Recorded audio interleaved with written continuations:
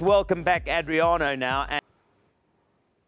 It's been a very frustrating campaign for Roma. Yeah, you're right. It's either it's raining or it's very, very sunny. I think recently Eusebio Di Francesco has got the players playing a little more consistently, some key players returning through injury. Still some notable players missing. Pastore, of course, a new signing.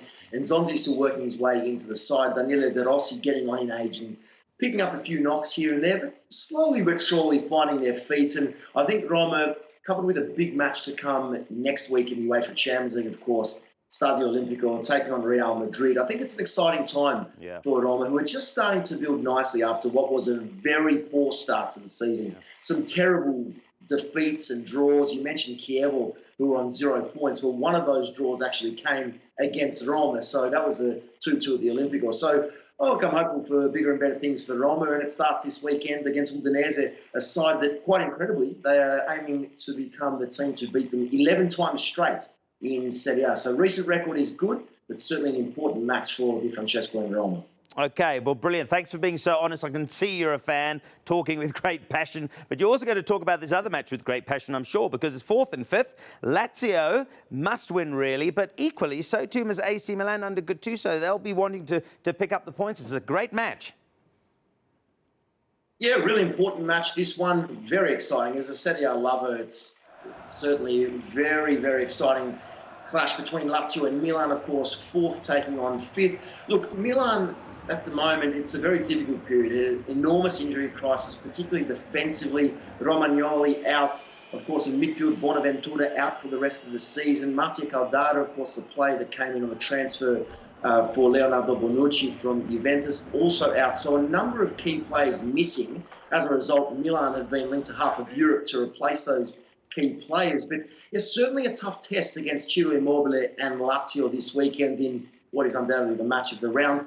I think the pressure is mounting on Gennaro Gattuso. Now, Milan's form this season, 6 wins from their 12 games.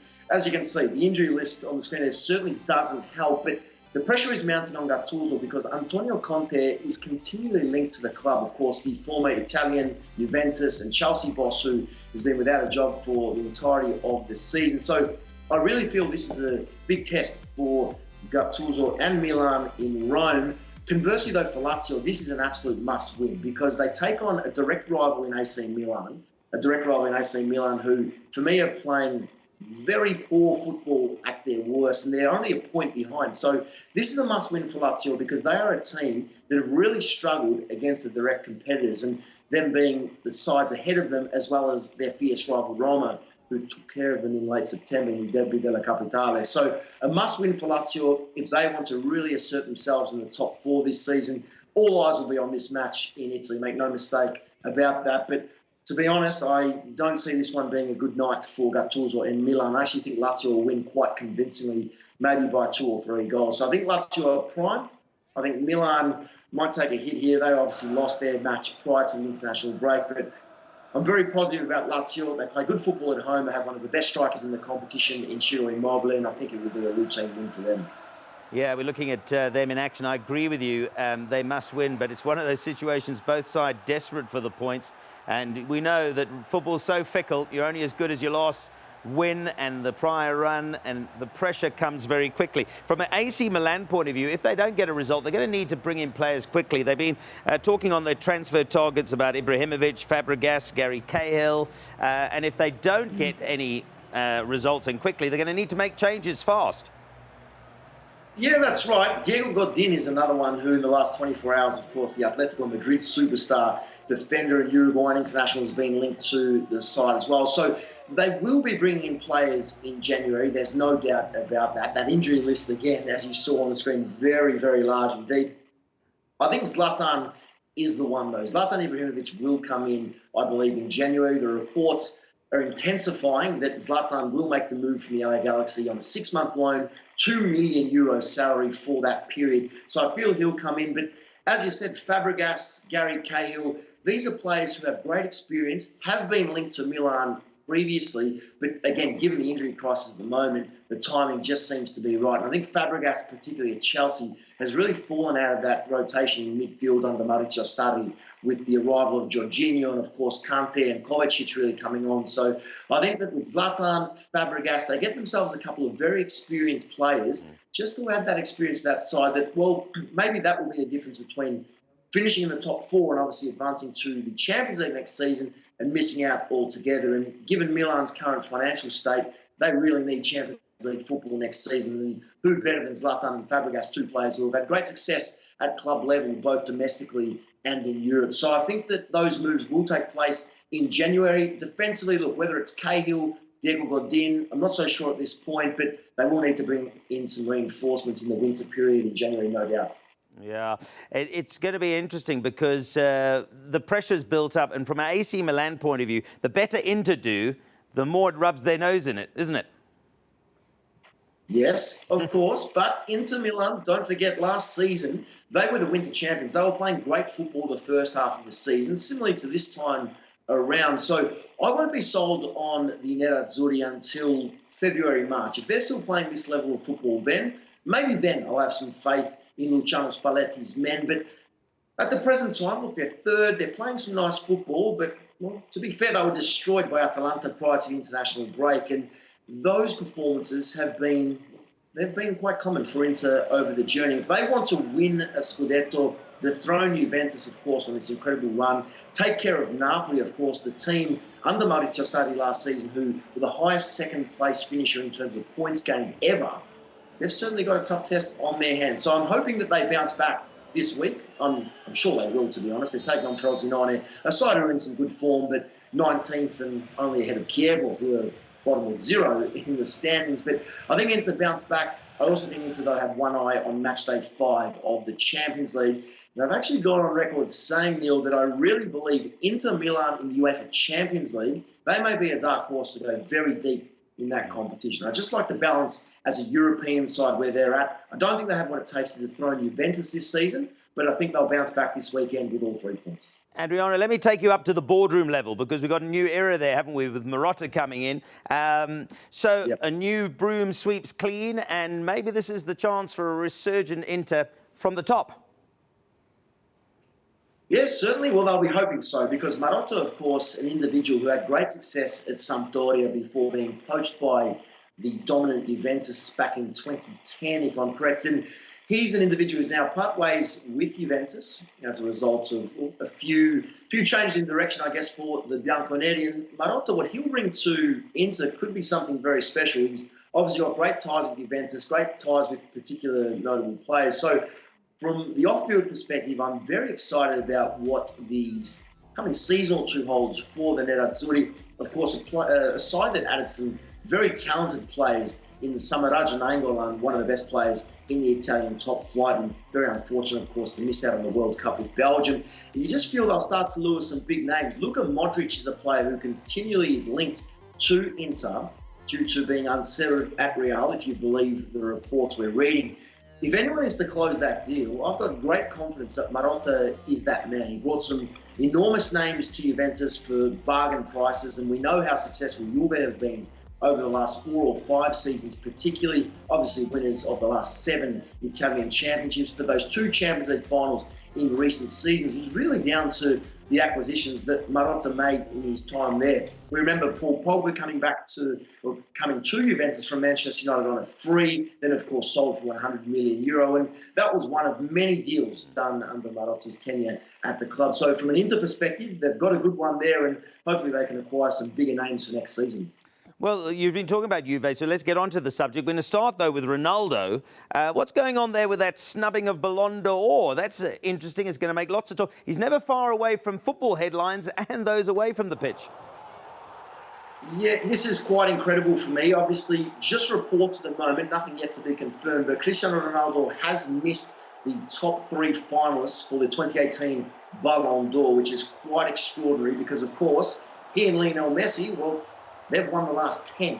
So Ronaldo, off the back of his heroics with Real Madrid last season, his solid performances for Portugal at the World Cup, and his very hot start for Juventus at his new club, not enough to warrant a top 3 place. Many Serie A lovers suggesting that the Serie A move hasn't worked in his favour. Perhaps believe into that what you will. I just think that his form has been good enough to warrant at least a top 3 place. But according to those same reports, it's actually Luka Modric, his former Real Madrid teammate, Rafa Varane, of course, Real Madrid and France, and Kylian Mbappe, who will be the 3 finalists. So no Messi, no Ronaldo, and those other 3 players to battle it out for that individual honour. It doesn't sit well with me. I think Ronaldo is certainly top 2 alongside Luka Modric, and Antoine Griezmann will actually be my 3rd. So, look, we'll see what happens. They're yet to be confirmed, but they are the reports that are firming, of course. But Cristiano Ronaldo, again, set to be snubbed from the top 3 finalists of the Ballon d'Or. So a bit of an ego blow to him. He certainly loves individual awards and would have loved to have capped off his start at Juventus with another individual honour, but doesn't look like it'll be the case. Yeah, it really is fascinating. And here in South Africa, I can tell you that SuperSport, we're now televising against Serie A. We've got it back on our screens. The whole Ronaldo factor has just generated so much more interest. So it's not just on the field, it's what Ronaldo is. So I find that incredible, as many people will with no Messi as well. But we shall wait and see. Very quickly, what about the story? Is Pogba going back to Juventus? Could that be a true story to follow? I mean, at the moment, they've got midfield crisis. Yeah, yes, they have a significant midfield crisis, and I think this will be an intriguing element in their weekend fixture against Spal and, of course, matchday 5 against Valencia in the Champions League. So the way it stands at the moment, Paul Pogba is strongly linked with a return. If you watch the UEFA Champions League meetings between the 2 sides, particularly matchday 4 in Torino, Pogba certainly looked happy to be, well, back home, as he labelled it, at Juventus. Whether or not he makes the move remains to be seen, because, of course, there is interest. That's been well documented. Will Pogba really return? Will Manchester United allow arguably their best player to return? Well, given the recent fallout, or the reported fallout with Jose Mourinho, in short, Neil, my answer is yes. I think he will return to Juventus. Whether it's January or whether it's June, that remains to be seen. But Pogba's certainly interested. Juve's certainly interested, so I don't see why not. The issue for the Bianconeri, though, at the moment is that they tend to play a 3-man midfield under Massimiliano Allegri. And at the moment, they only have 5 midfielders in their entire squad, 3 of which are injured at the moment.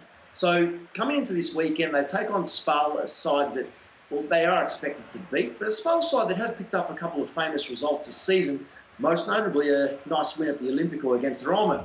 With exception to that, I think that Allegri has a tough test on his hands this weekend and into matchday 5 of the Champions League, because with Pjanic, Khedira and Emre Can, the new signing from Liverpool, all injured, well, he risks having to make some different decisions and difficult decisions in the fact of maybe playing a few players out of position. So Pogba's arrival, if it were to be in January, would be very timely. However, I feel there would be a few cheaper alternatives if they'd like to bring in a 6th or 7th midfielder just to add to the fold. Thank you very much. Well, folks, that has been Adriano Del Monte, all the way from Australia and live.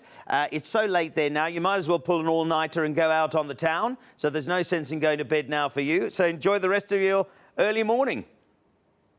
I certainly will. I'll have a drink for you. That's the plan. Thank you. Good man, Adriano Del Monte. Fabulous chatting to him. A fountain of information and enthusiasm, as you'd expect. Now, talk about enthusiasm. If you haven't done this already, DSTV Now. It is, of course, your PVR in your pocket. And you want to get this because this brings you everything that you need. So where can you watch? The bottom line is pretty much everywhere. And we're talking sport, obviously, on Euro Connect, but it's not just about sport. It's about movies. It's PVR in your pocket. So get busy with it because you can catch up with it and you can download. So at the same time, while you're watching that Lazio and AC Milan match, you can keep an eye on what's going on across all of our SuperSport channels and, dare I say, even catch up with series and whatever you want to watch. So your PVR in your pocket, certainly well worth doing if you haven't done it already. We're off to a brief break. When you come back, we're taking you to EPL. It's one of those massive matches at Wembley. It's Tottenham, it's Chelsea. It is the London Derby, and we're going to be talking to Michael Kern.